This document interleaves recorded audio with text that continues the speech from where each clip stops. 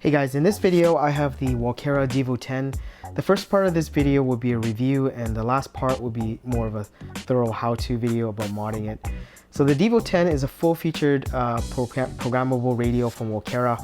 If you have a lot of RC helicopters or quads from brands like Blade, E-Flight, Hubsan, rp-sma, High Sky, etc., then you probably have a lot of transmitters that came with it. Until the Devo radios came out, there really wasn't a way to control all of your aircraft from different brands with just one transmitter.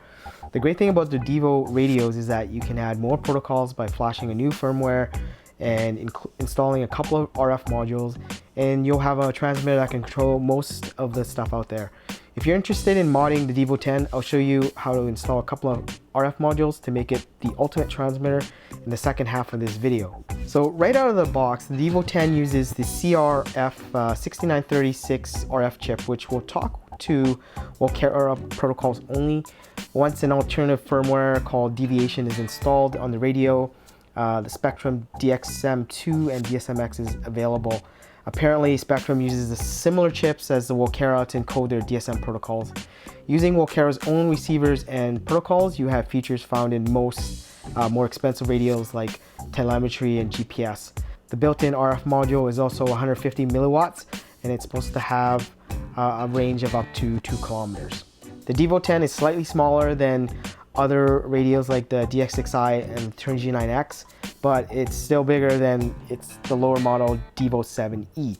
The Devo 10 has 4 2-position switches for dual rates of rudder, aileron, and elevators. There's also a gear switch as well. And there are 2 3-position switches, which are the flight mode and the mix. At the very top, there are 2 potentiometers that can be used for adjusting rates. I have to say the gimbals are decent at best. For a transmitter in this price range, they could be a bit better. So the Devo 10 is Walkera's like mid-range model. It's not their highest model. They have the 12S or whatever, and it's not the lowest model. They have lower models than this. So this is somewhere in the middle, roughly about $150. So it can compete with like the Turn G9X and the Spectrum DX6i, but I think it does a lot more than the Spectrum DX6i because it does do more protocols, and when you do low deviation firmware only, it will talk DSM2 as well. So if you're looking for an alternative for a Spectrum radio like the DX6i, this would make a good alternative because you're getting a lot more value from this. The Devo 10 has a large backlit LCD screen, which is a kind of a disappointment. The backlight is way too bright. Even on the lowest setting of 1, it has way too much glare. The contrast on it isn't good either. At the max setting of 10, it's still hard to see. The lower model Devo 7E screen, though smaller, I think is still better than Devo 10's. The screen on the Devo 10 also seems to be refreshing slower. It seems a bit laggy. In comparison to the DX6i or the 9X, which I own, the Devo 10 screen is not really up to par. However, even with this issue, its multi-protocol capability make up for the screen. So the main antenna on the Devo 10 is a removable SMA antenna. These ones on the side here I added in afterwards. I'll talk more about it later. But anyways, the center antenna is the main one that is connected to the built-in module. It's SMA. Most antennas say are rp-sma, so I don't know why they're using SMA to begin with. rp-sma has the male pin on the connector end and not the antenna, and vice versa for SMA. That's the only difference between SMA and reverse polarity SMA. So on the back of the Devo 10, there is a USB cable here, which is used to update the firmware. And also there are a charging jack if you're using nickel metal hydrate batteries, and there is a DSC port. And right here is where the battery goes. I'm right now using a 3-cell lithium iron battery from Hobby King. It's 150 milliamp hours, 9.9 volts, and this works really well and it fits in there quite nice. You can have the Devo 10 speak more protocols, but it just doesn't have the necessary hardware yet. By installing a few inexpensive RF modules and installing Deviation firmware, you can expand its capabilities. Most of the 2.4 frequency used for RC protocols are served by a handful of RF chips. I bought the A7105 and the NRF24 modules, and it basically allows the Devo 10 to control most of the bind and fly aircraft out on the market now. These modules can be found on eBay or Banggood for about $10. The additional modules aren't plug and play though. You have to solder them by connecting them to 6 contact points on the inside the Devo 10. Hopefully Walkera will make a plug and play module system for easier installation in the future. As you can see with the 2 additional antennas, I've already gone ahead and then added 2 modules to my Devo 10. These are the 2 rp-sma antennas, which is for the A7105 and the NRF24 chips. It's not a requirement, but I decided to add external antennas since I use the Devo 10 outdoors and at longer distances. If you're going to use it just for indoors, the stock attached antennas mounted internally should work and be good enough. In terms of the antennas, most of the mods I've seen online actually tell you to drill a hole into the Devo 10 to attach these modules, and I actually avoid drilling holes into my devices, so I'll show you how I did it without drilling later on in the video. So how I added the 2 modules is with a slightly different method. It's more modular with JST cables and harnesses, so you can replace a module just by unplugging it, and I also find it to be an easier and cleaner solution. So these are the parts you'll need. You'll obviously need the 2 RF modules, the A7105 and the NRF24, 2 rp-sma antennas, 2 rp-smas, 2 micro UFL connectors, as well as 3 7-pin mini JST connectors and 3 7-pin mini JST wire harnesses, as well as 1 prototyping PCB board. So I've already done the mod with my Devo 7E, and I didn't install any antennas externally. I decided to just keep it internally because, like I said, I didn't need the extra range. This is mostly an indoor radio, so I didn't bother like drilling holes or adding external antennas. So with the Devo 7E, I soldered the modules directly to the PCB. With the Devo 10, since there's a bit more room, I wanted it to be more modular, so I can swap out the modules without resoldering it to the Devo 10 PCB. So I went with the JST connectors. Since the Devo 10 only has 2 signal connections, TMS and TCK, you can only add 2 modules with this method. If you plan to add a 3rd module or more, you'll need to look into like the multi-module setup that uses an Atmel or Arduino MCU, I think, to allow sharing of those signal connections.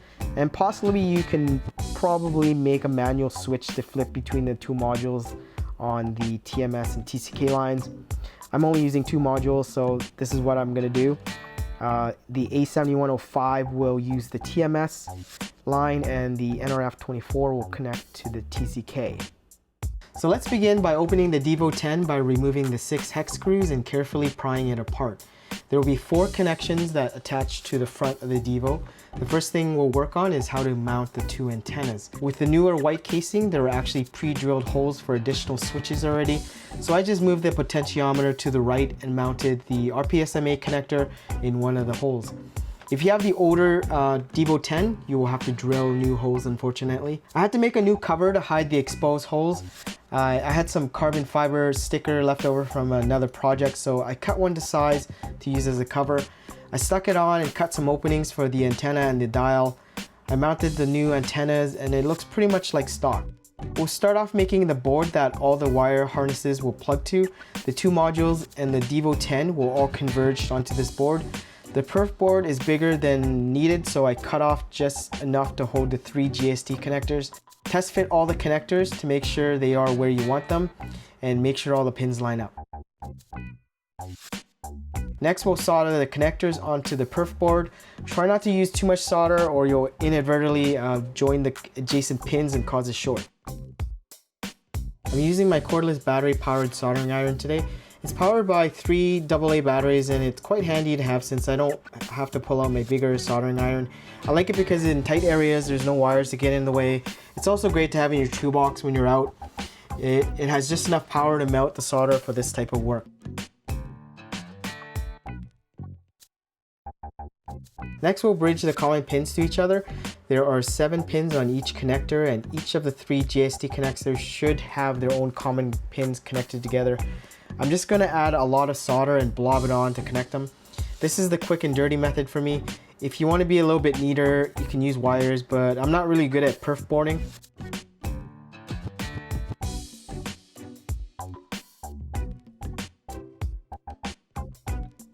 It should look like this, where all the pin 1 connections are joined.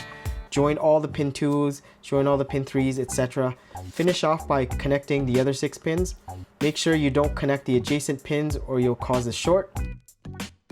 It should look like this when you're done, where all the pin 1s are connected, all the pin 2s are connected, etc. Now we're going to solder a GSD wire harness to the A7105 module. This is the wiring diagram for the A7105. This is a view from the back of the module, so make note of that. If you're using the latest nightly builds of Deviation, this is how it should be wired. Make note of all the pins you have to bridge. Things could change with the newer version, so make sure you always check the latest documentation online. My wires are color coded as shown. I wrote down which color wire connects to what. Your wires might have a different color scheme, so adjust yours accordingly. It's always a good idea to figure out where you're going to put the module in the transmitter and cut the wires to length so you don't have too much excess wiring that could get in the way when installed. To make the soldering easier, pre-tin all your wires and pre-solder all the pads on the module. Carefully solder the 5 wires to the module. Take your time and make sure the wires are correct. You should have 2 extra wires that can be snipped.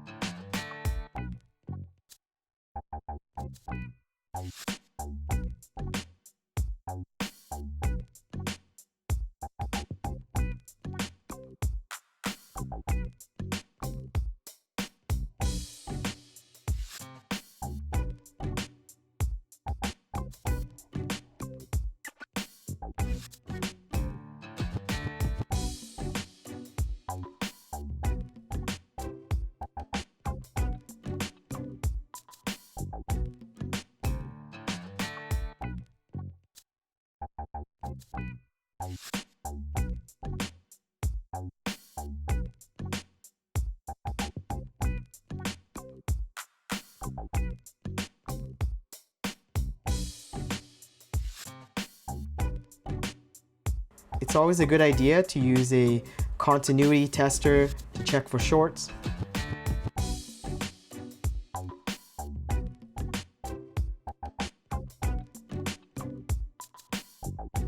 Do the same for the NRF24 module. Here's the diagram for that. I desoldered the 8 pins to make more room. I didn't film this part, but it's similar to the A7105. Just solder the 6 wires to it. There should be 1 extra wire left. Finally, we'll solder a wire harness to the Devo PCB itself.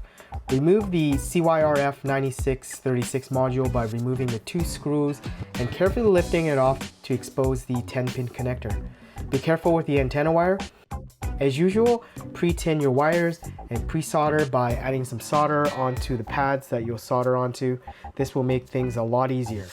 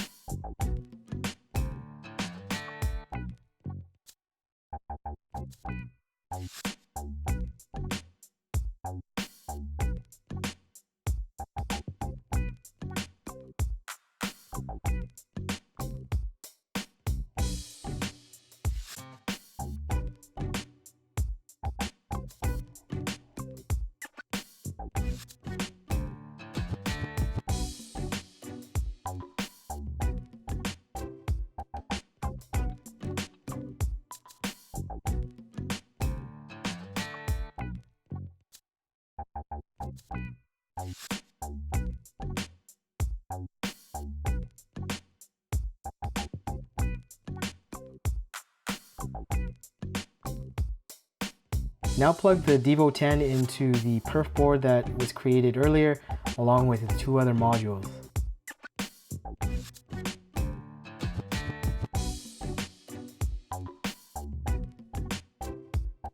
Figure out where to place the modules. I put the perf board under the right gimbal with some double-sided tape. The other two modules go on the edges of the transmitter. Test fit to make sure nothing is obstructing before taping them to their permanent positions. Connect one of the antennas to the NRF24 module using the UFL connector. For the A7105, since there is no UFL connector, you have to solder the antenna wire directly to it. Remove the gray plastic covering from the wire to expose the shielding, then twist the shielding to create the ground. Then expose the actual antenna wire in the middle by removing some of the plastic housing. Solder the twisted shielding to the ground on the A7105 and the antenna wire to where the old antenna wire was. Carefully put everything back together, making sure no wires are getting pinched or obstructing anything. Next, we'll flash the Devo 10 with Deviation firmware. Plug the Devo 10 to your PC using a mini USB cable and put it into firmware upgrade mode by holding down the EXT button and turning it on. Go to deviationtx.com and download the latest version of Deviation firmware for the Devo 10. I'm using the latest nightly build since it has more models supported. Unzip the firmware package onto your desktop. Next, run the Deviation diffuse program. This program can be downloaded from Walkera's website or from deviationtx.com as well. Locate the DFU with diffuse. In this video, I was flashing my Devo 7E, so ignore the file name. Pick the Devo 10 firmware and hit upgrade. It should take a minute or two to complete.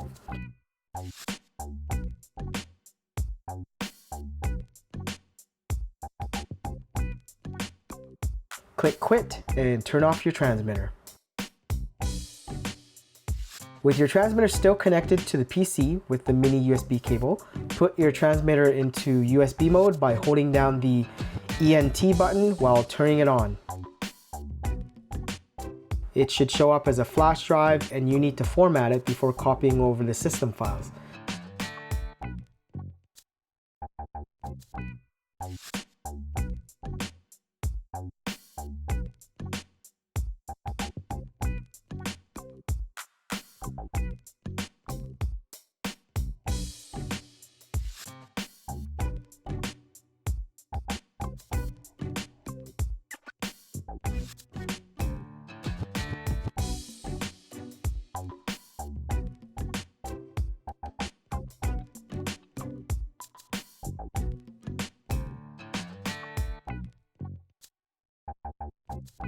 Select everything except the DFU and zip file to copy over.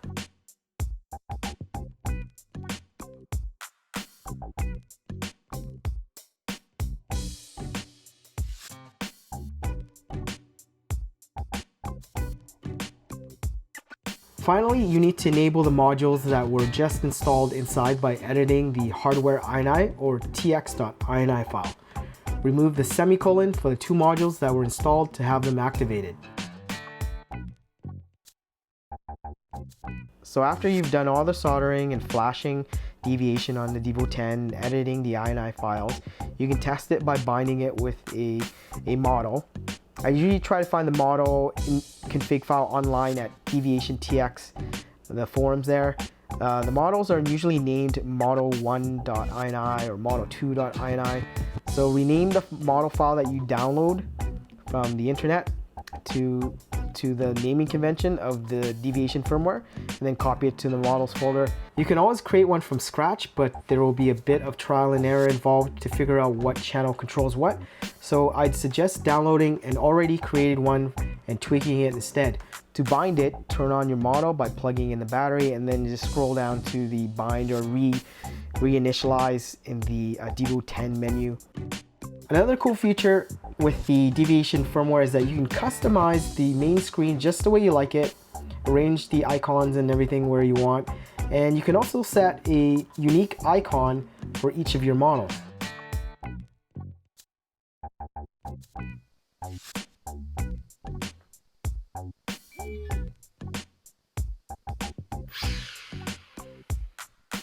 So ever since getting the Devo radios from Walkera, they pretty much made my Turnigy FlySky 9X and Spectrum DX6i redundant. Both the Devo 10 and the 7E have the same type of compatibility in terms of talking with different protocols, but the 10 obviously is bigger and it has longer range. So if you're looking for something that has for indoors only and you don't need a longer range, maybe just go with like a 7E.